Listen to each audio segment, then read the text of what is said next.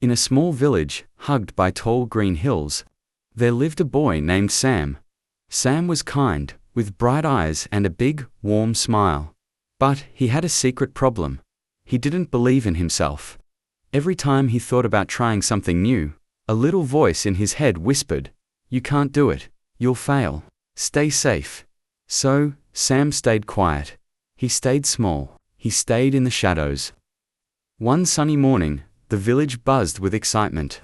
A big sign stood in the town square, "The Great Hill Run." It wasn't just any race. It was a challenge. The path went up the steepest hill in the village, through thick trees, over sharp rocks, and back down to the finish line.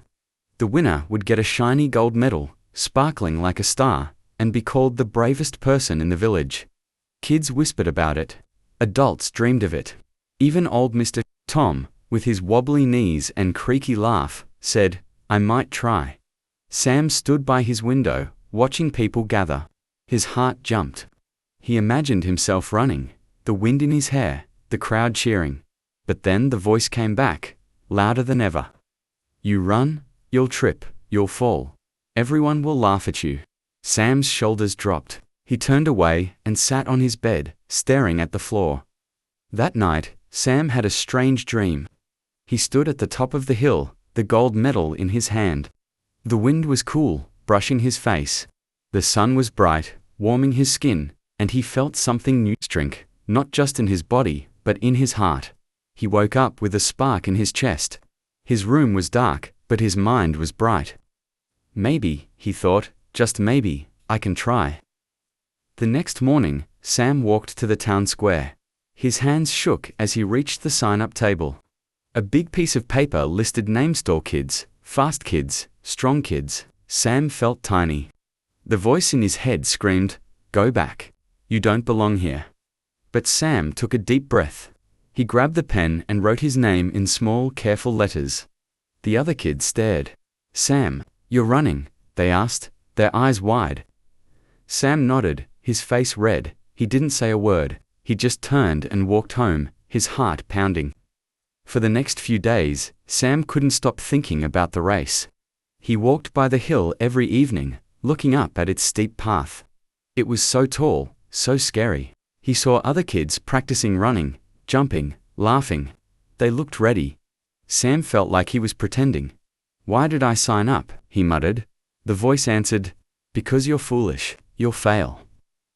The day of the race arrived. The sun burned hot in the sky, and the hill looked like a giant. 50 people stood at the starting line, stretching their legs, tying their shoes, and chatting. Sam stood at the back, his old sneakers dusty, his hands sweaty. He saw Leela, a tall girl who always won races. He saw Ben, a boy with muscles like a bear. Sam felt small, like a mouse among lions. The whistle blew, sharp and loud. The race began.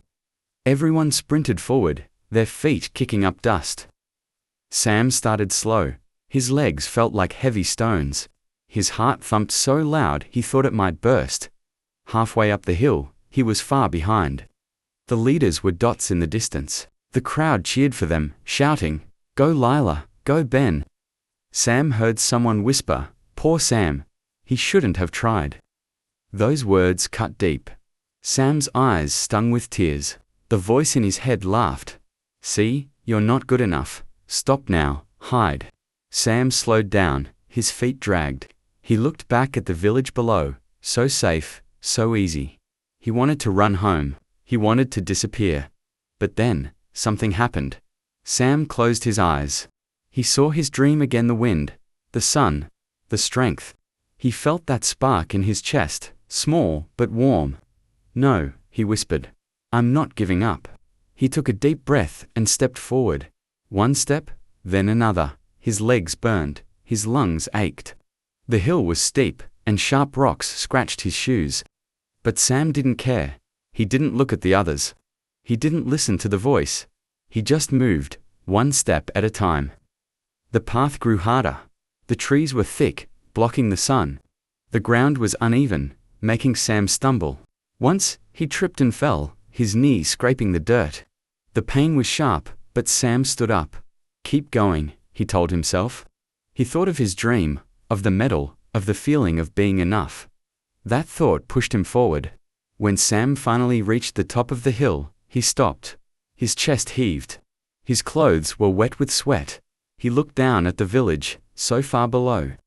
The crowd was tiny, like ants. For a moment, everything was quiet. Not because Sam was last, but because something had changed. Sam stood taller. His eyes were bright. He didn't feel small anymore. He felt unstoppable. The way down was different. The hill sloped gently, and Sam's legs felt lighter. He started to run, faster than before. The wind cooled his face. He passed one person, then another. The crowd saw him coming.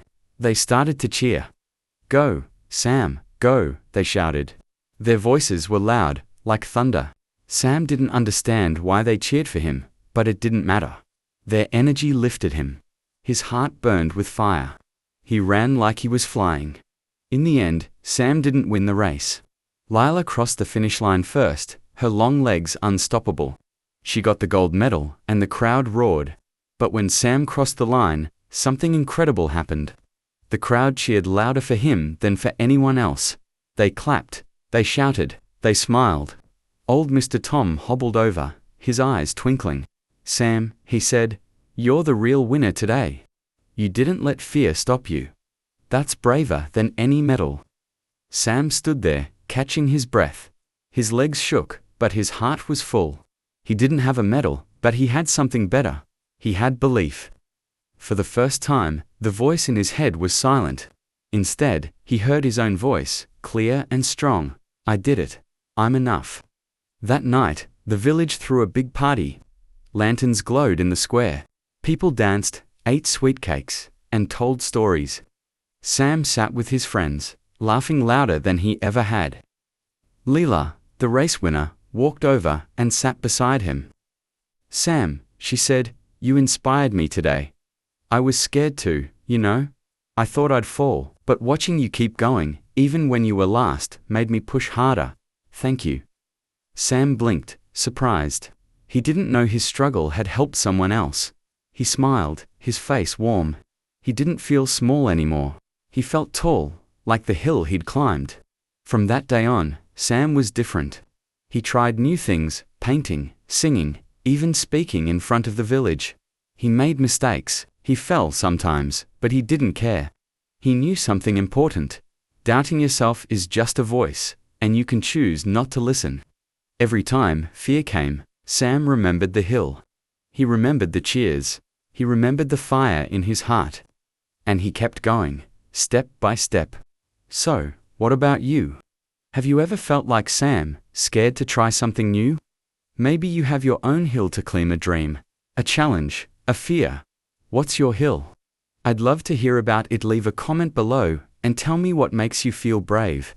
And if this story touched your heart, hit that subscribe button so you don't miss the next one. Sam's journey is just the start, and there's so much more to come.